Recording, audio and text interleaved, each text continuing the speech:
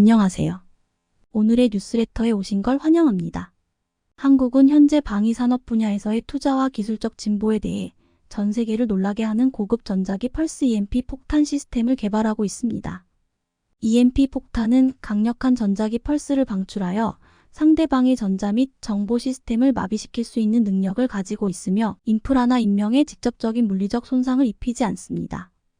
이러한 개발은 한국이 고도의 기술 시대에서 방어 및 공격 능력을 강화하려는 더욱 광범위한 노력의 일부로 점점 더 복잡하고 다양한 위협에 맞서고 있습니다. EMP 기술 자체는 새로운 것이 아니지만 한국이 독자적으로 EMP 폭탄 시스템을 개발한다는 사실은 그들의 방위산업이 독립성과 창의성을 보여줍니다.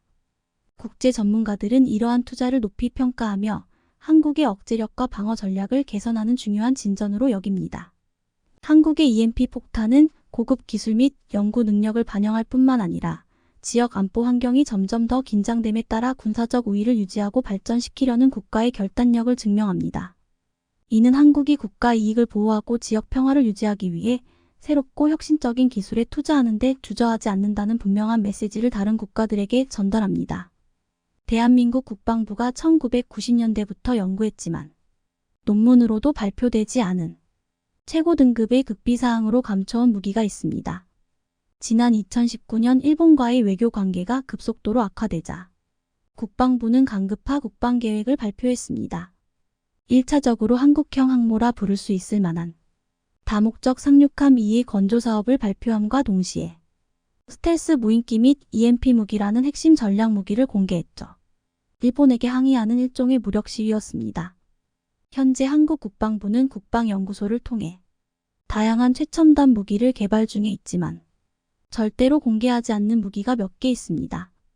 대표적으로 현무로 대표되는 한국형 탄도미사일 사업, 2000년대 중반부터 진행 중인 초음속 대함미사일 사업, 그리고 전자전에 대비한 전자무기 체계죠.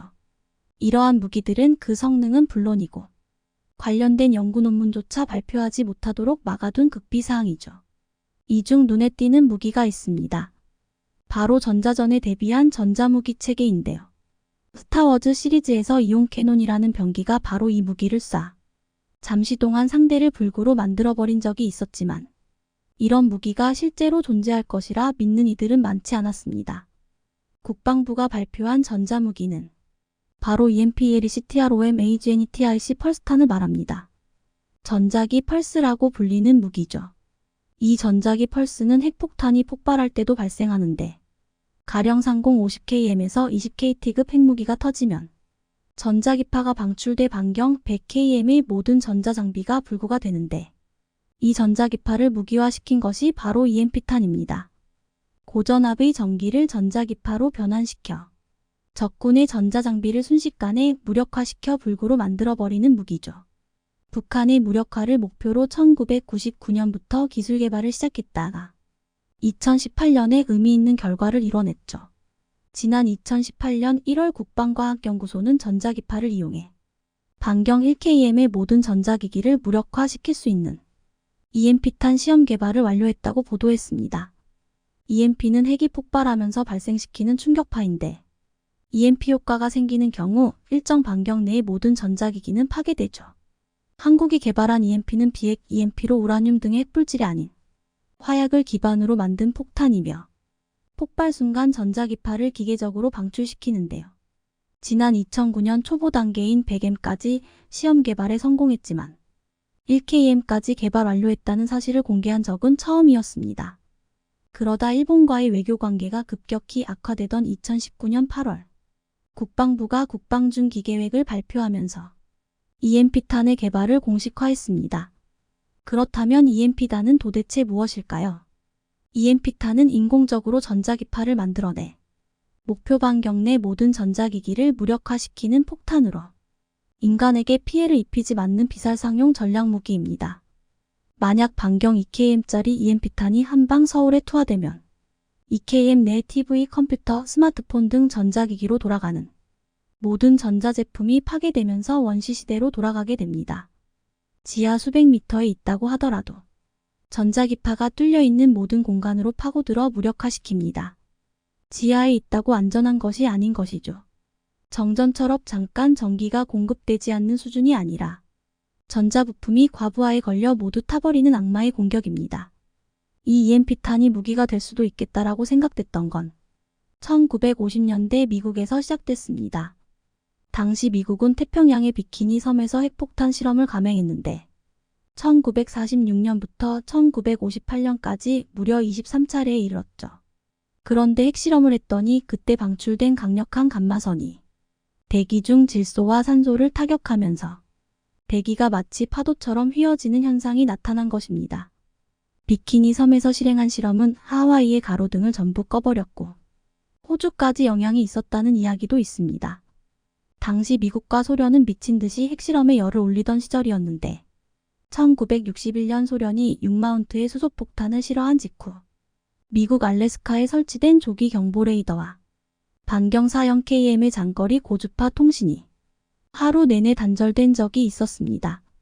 적군의 상공에서 터뜨렸을 때 무기가 될 수 있다는 사실을 알게 된 것이죠. 현재는 전 세계적으로 이러한 EMP탄에 대한 개발이 이루어지고 있는 실정인데요. EMP 폭탄은 핵과 비핵으로 구분되는데 핵 EMP는 말 그대로 핵폭탄을 사용하는 것입니다. 핵폭탄이 투하되면 굳이 의도하지 않아도 자연스럽게 전자기 펄스가 방출되는데 이를 이용하는 것입니다. 하지만 이는 쓸모가 있을지 모르겠습니다. 핵을 투하하면 이미 모든 것이 파괴되는데 전자기파가 영향을 미치는 것이 무슨 의미가 있는가 싶습니다. 하지만 핵폭탄의 경우 마음대로 사용할 수 없어 정치적인 결단이 필요하고 자칫 자국 국민들의 목숨을 담보로 잡아야 할 수도 있습니다. 그러나 비핵 EMP는 다릅니다. 전자기 펄스를 방출시킬 수 있는 장치를 내장시킨 폭탄을 상공에서 투하시키면 목표로 하는 범위만큼의 전자기기를 무력화시킬 수 있고 정치적인 결단이 필요하지 않으며 가격 역시 핵 EMP에 비해 거의 거저 수준이죠. 상대적으로 그렇다는 뜻입니다. 이 EMP탄이 가장 최근에 사용된 건 지난 2013년 미국입니다. 이라크를 침공한 미국은 길이 2m, 직경 30cm의 EMP단을 상공에서 투하했는데 고공 10km부터 작동해 8km, 5km, 3km에서 각각 고주파의 전자기파를 발사해 광범위한 피해를 발생시켰습니다. 발전기 방식의 막스마크스를 사용했기 때문입니다. 이 덕분에 도심지의 위치에 직접 폭격할 수 없었던 라디오 방송국과 군지휘소를 무력화시켰죠. 현재 한국은 주적이라 할 수 있는 북한이 전력망을 파괴하려는 목적으로 개발하기 시작했는데 이미 2000년대 1km 이내 전자기기를 영구히 파괴시킬 수 있는 무기를 개발해냈습니다. 국방과학연구소는 항공기 투하형부터 미사일 탑재형 등 다양한 종류를 개발한 것으로 알려져 있으나 극비사항인 만큼 성능과 실전 배치 상황은 절대로 공개되지 않습니다.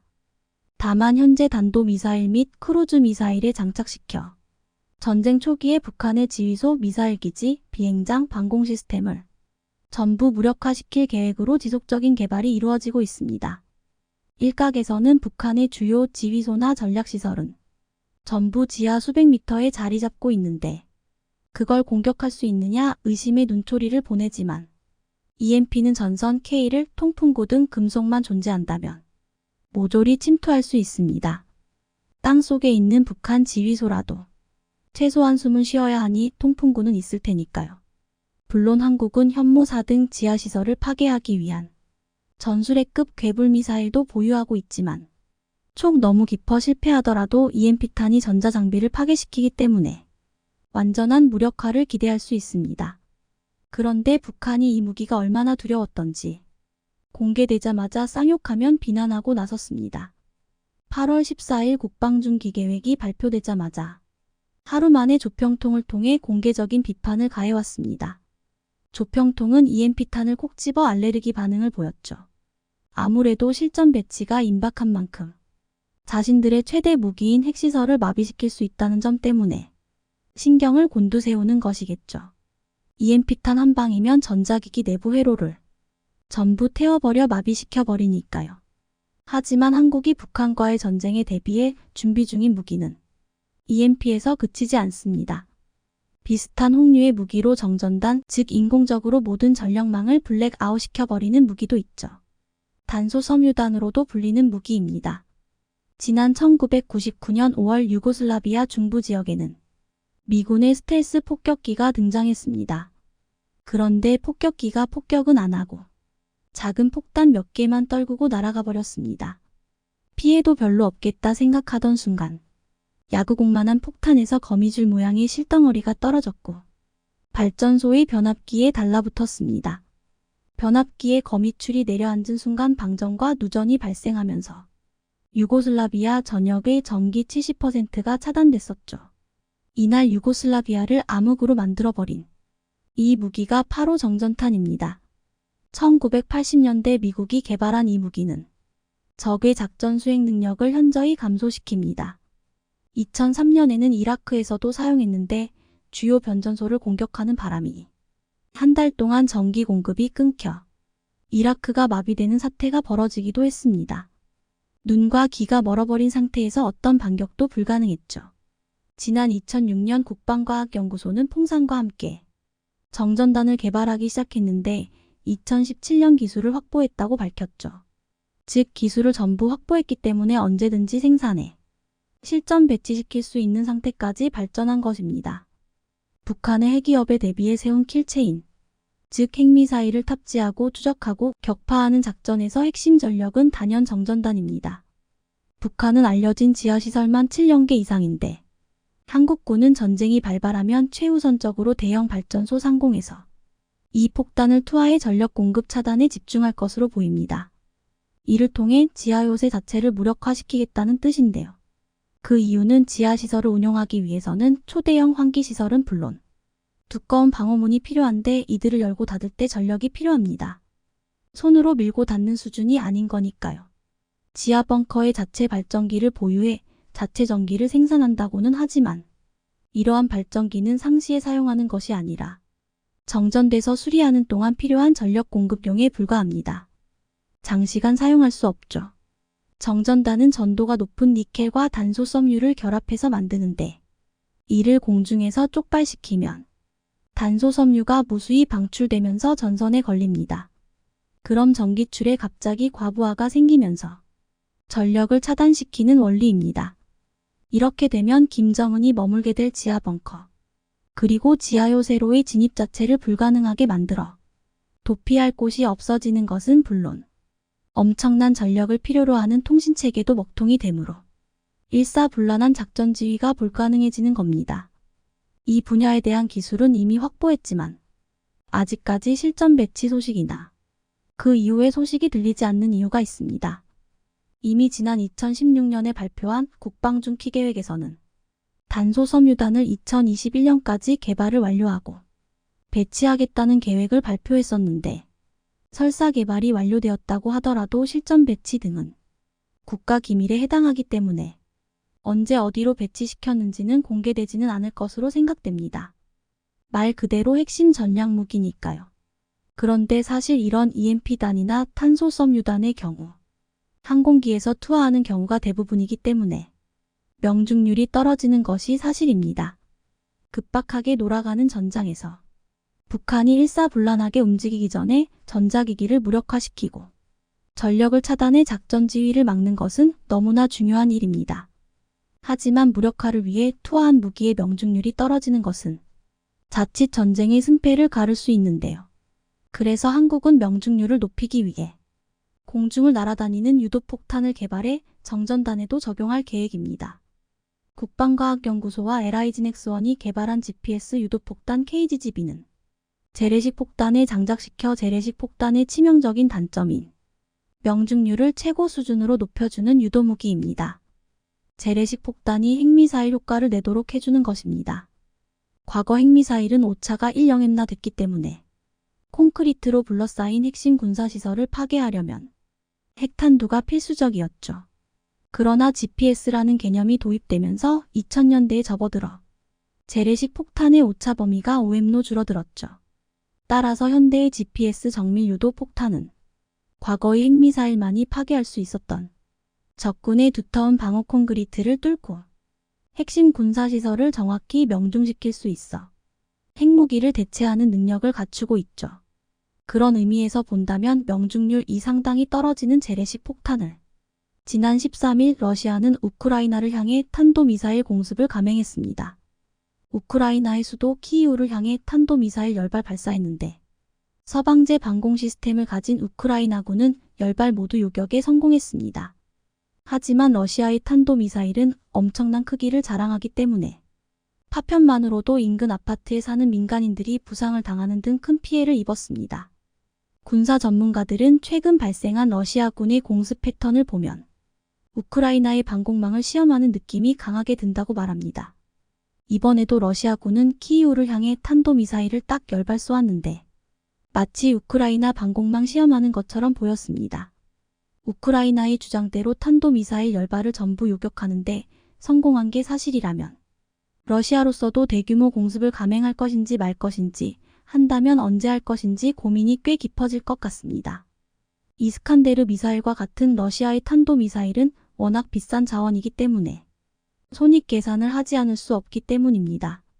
결국 러시아군이 맛보기 탄도미사일 발사를 통해 우크라이나 방공망의 수준을 가늠해보며 혹한기 대규모 공습을 저울질하는 것으로 보이며 이에 반해 우크라이나군은 러시아가 섣불리 대규모 공습을 하지 못하도록 러시아에서 날아오는 미사일을 요격하는 데 전력을 다하고 있는 모습입니다.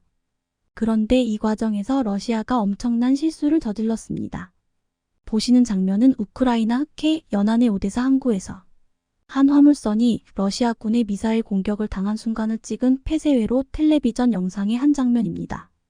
흑해 연안 항구에서 외국 화물선이 러시아군의 미사일 공격을 받자 아슬아슬하게 유지되던 우크라이나 흑해 항로의 위험은 다시 높아졌으며 홍해에 이어 이제 흑해 연안까지 화물선들이 마음 놓고 운행하지 못하는 상황이 되고 말았습니다. 이날 러시아의 공격으로 우크라이나 항구의 도선사 1명이 숨지고 항만 노동자 1명과 필리핀 국적 선원 3명이 부상을 당했는데요. 영국 경제지 파이낸셜 타임스는 지난해 2월 말 러시아가 우크라이나를 침공한 이후 어뢰 피해를 본 민간 선박은 있었지만 이 화물선처럼 직접적인 공격을 당한 경우는 없었다고 지적했습니다. 이 때문에 우크라이나 경제에 중요한 구실을 하는 흑해 항로의 위험이 다시 고조되고 있는데요.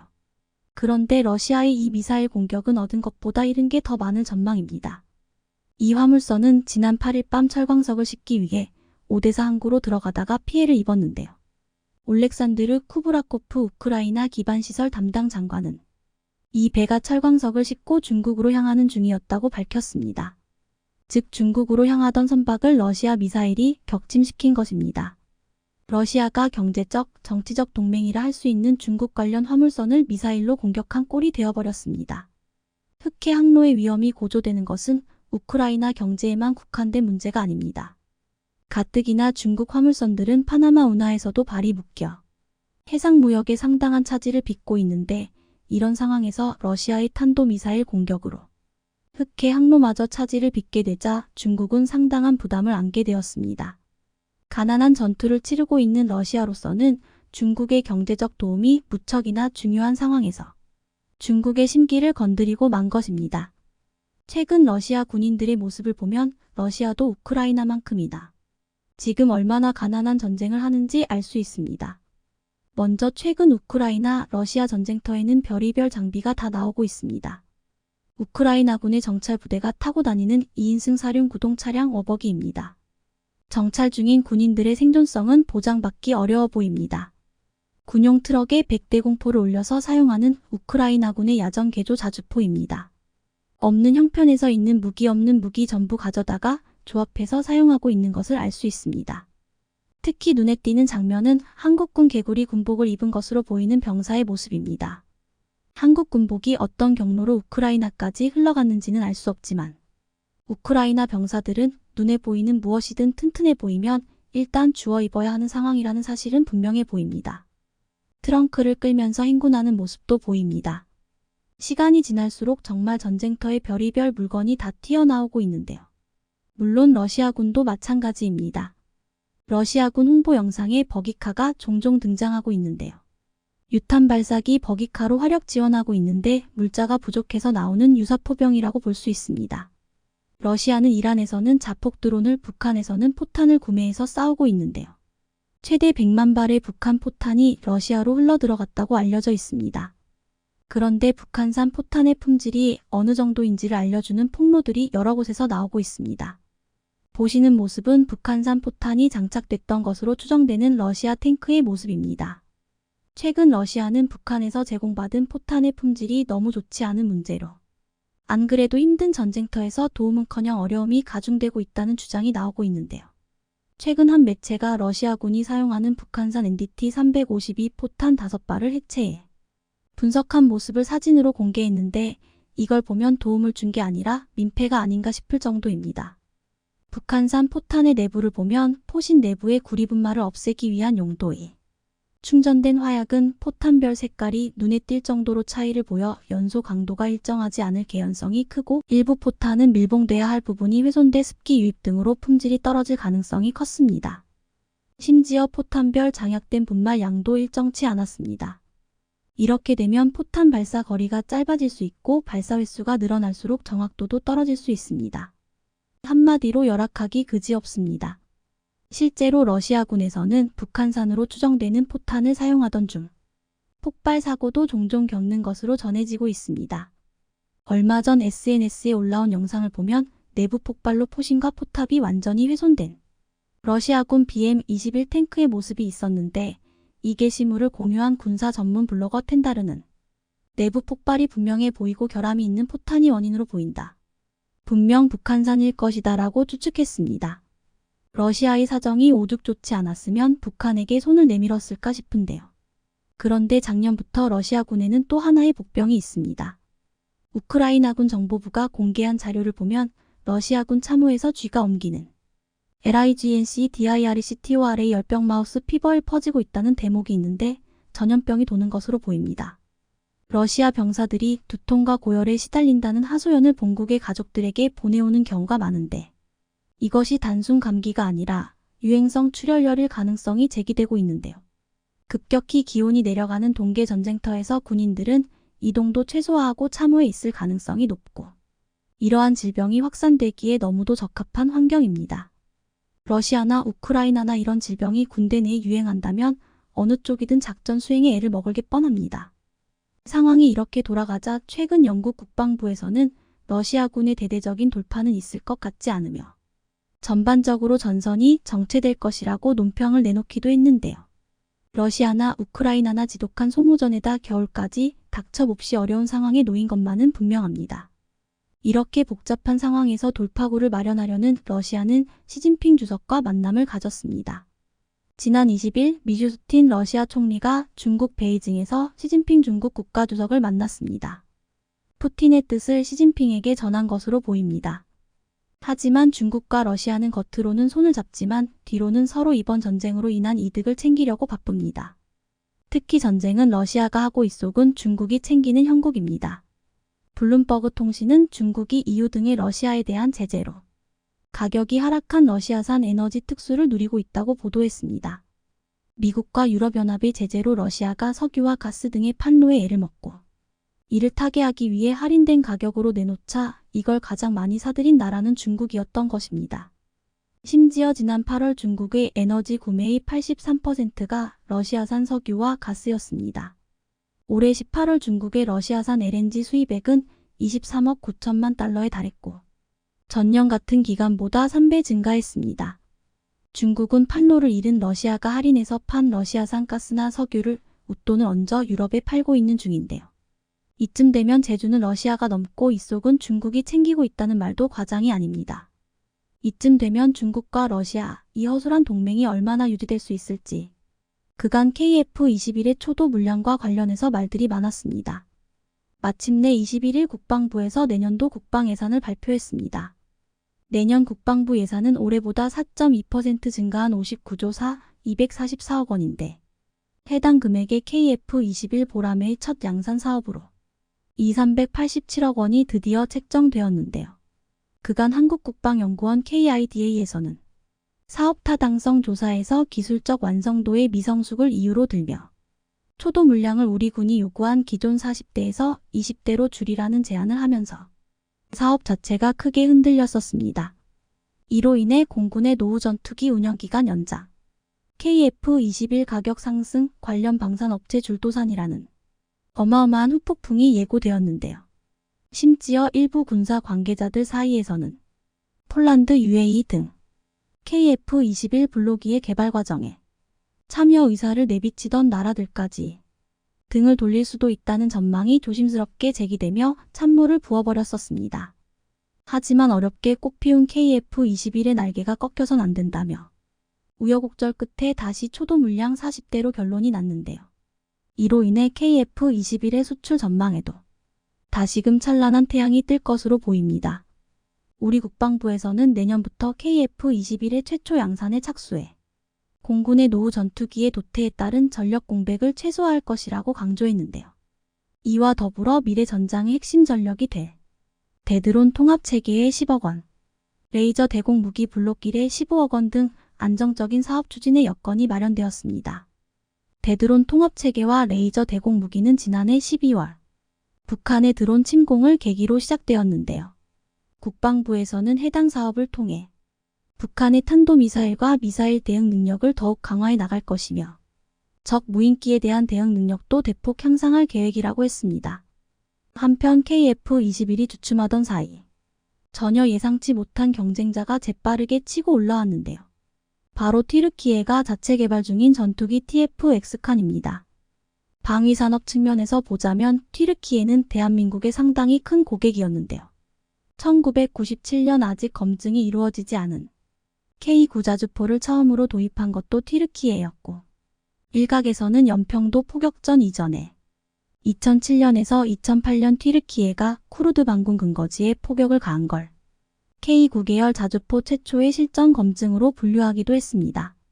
이외에도 대한민국 최초의 훈련기인 KT-1봉비나 K-흑표 역시 튀르키예로 수출된 대표적인 대한민국 무기체계입니다. 오죽하면 인도네시아에 앞서 튀르키예가 KF-21 개발 사업에 지분 투자 방안을 검토하기도 했을 정도인데요. 그러나 이것도 이제 옛날 얘기가 되었습니다. 현재 대한민국과 튀르키예의 방산 협력 상황은 상당히 나쁘게 돌아가고 있습니다.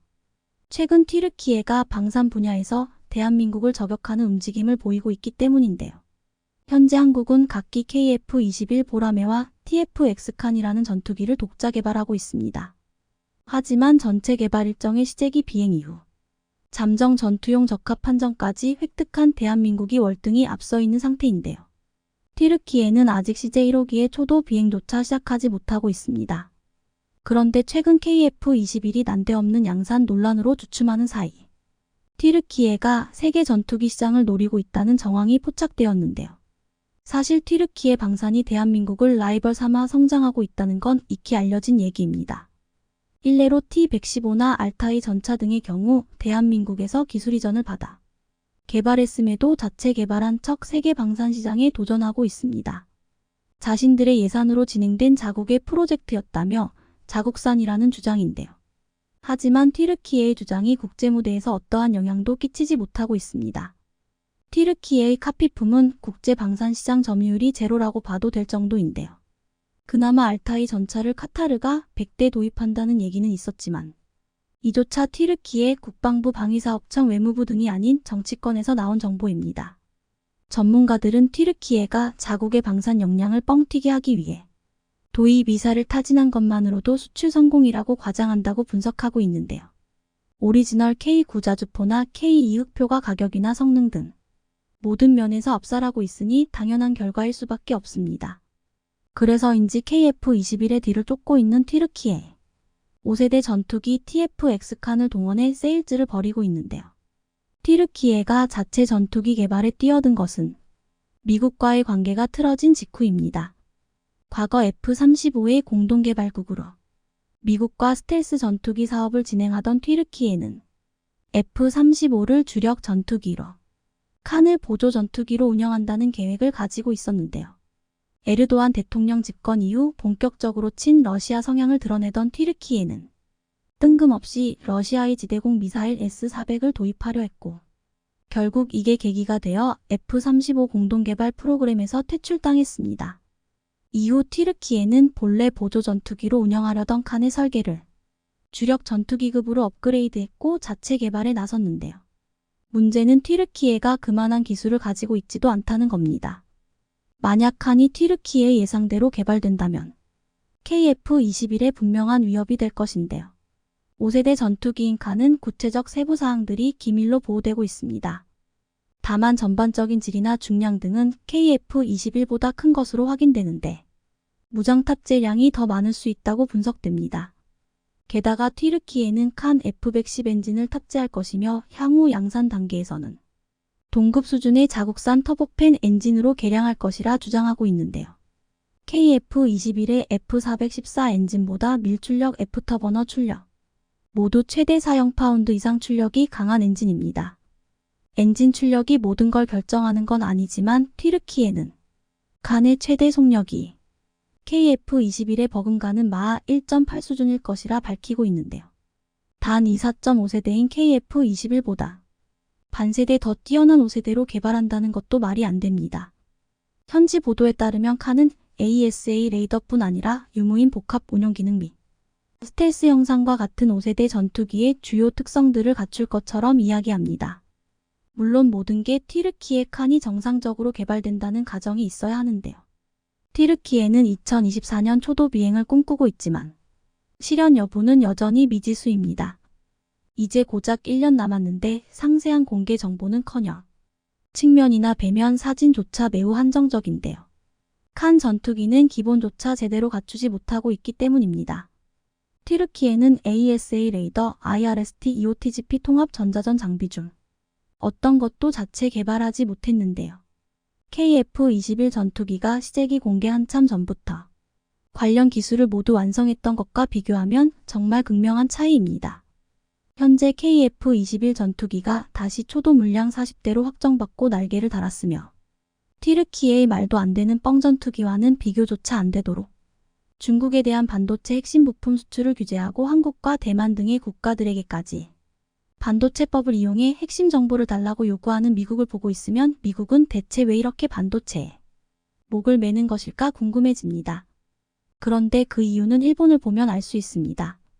반도체 자급자족이 불가능해진 일본이 현재 처한 상황을 보면 미국이 왜 그렇게 반도체에 목을 매는지 알게 됩니다. 일본은 반도체에 대한 경쟁력을 잃는 것과 동시에 산업에 대한 주도권을 완전히 잃어버렸습니다.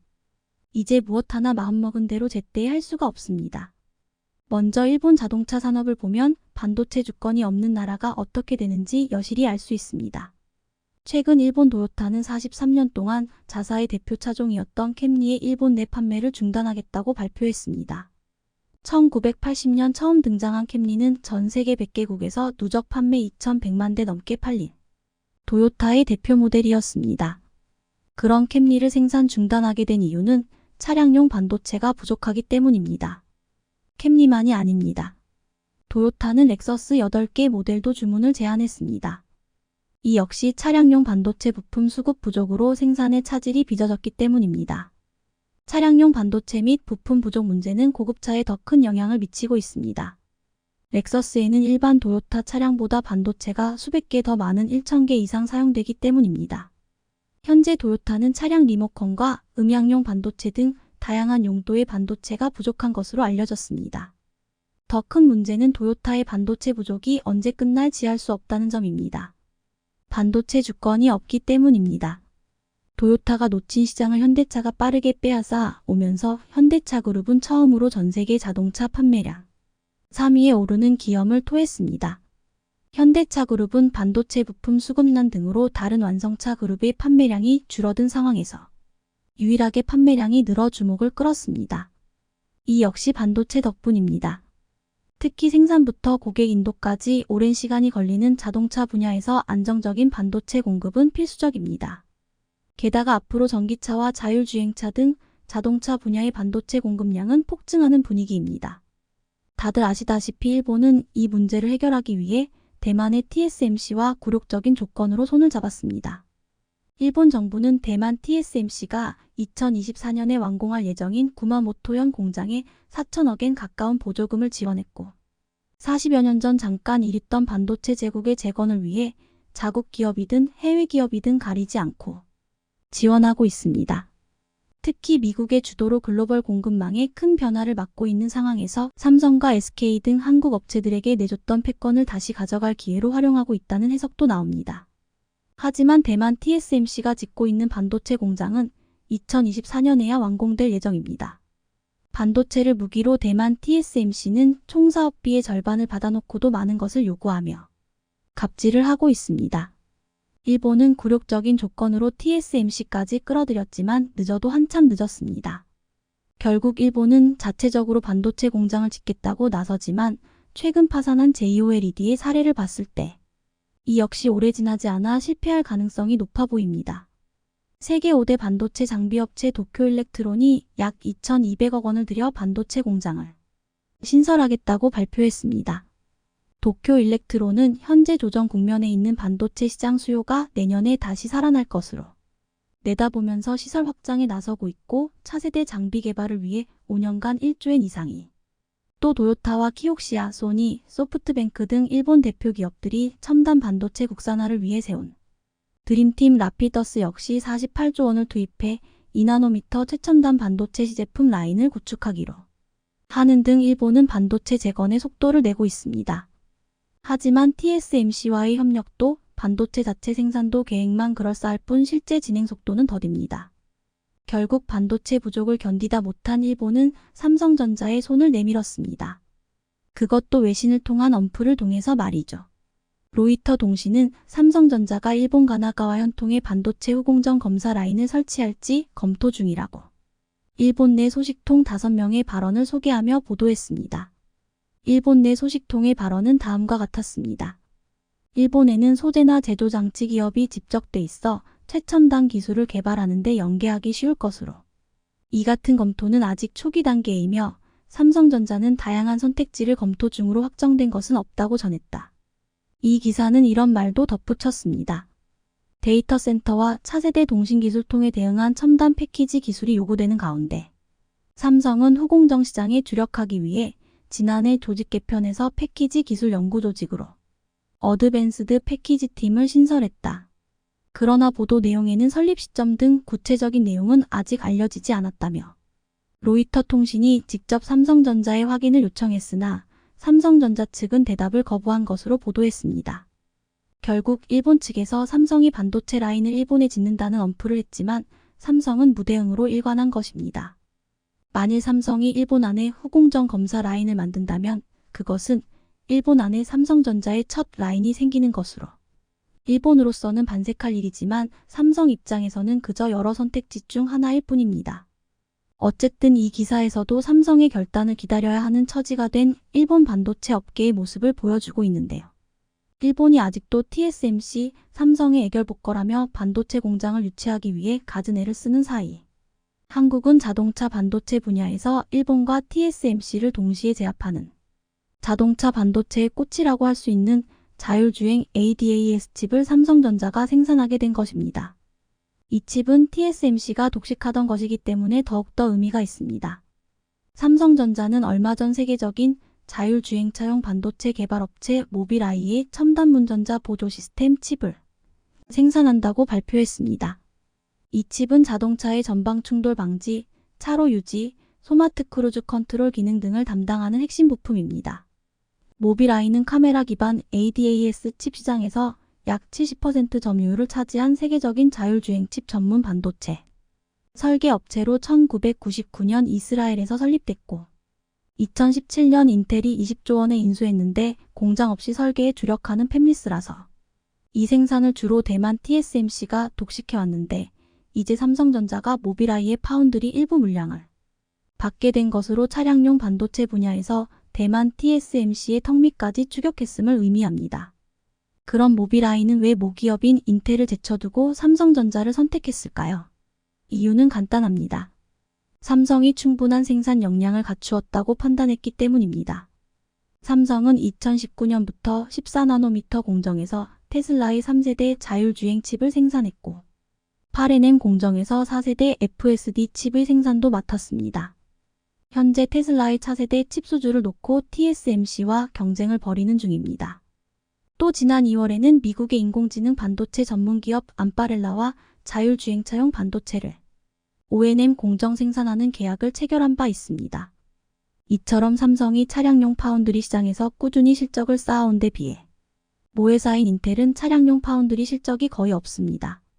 모빌아이는 처음부터 인텔은 고려조차 하지 않았다고 합니다.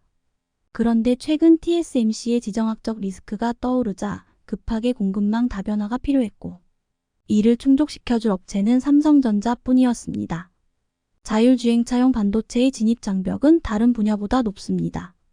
차로 유지 등을 담당하는 반도체가 제 기능을 못하면 대형 사고로 이어질 수 있기 때문입니다. 이 때문에 반도체 기업들은 영하 40도, 영상 100도 같은 극한 환경에서 기술 검증을 받고 혹독한 테스트를 통과하고 국제 인증을 받아야 납품할 수 있습니다. 자동차 반도체의 꽃으로 불리는 모빌아이의 자율주행 핵심 칩까지 생산하게 되었으니 앞으로 삼성전자의 자동차용 파운드리 수주는 계속 증가할 것으로 전망되는데요.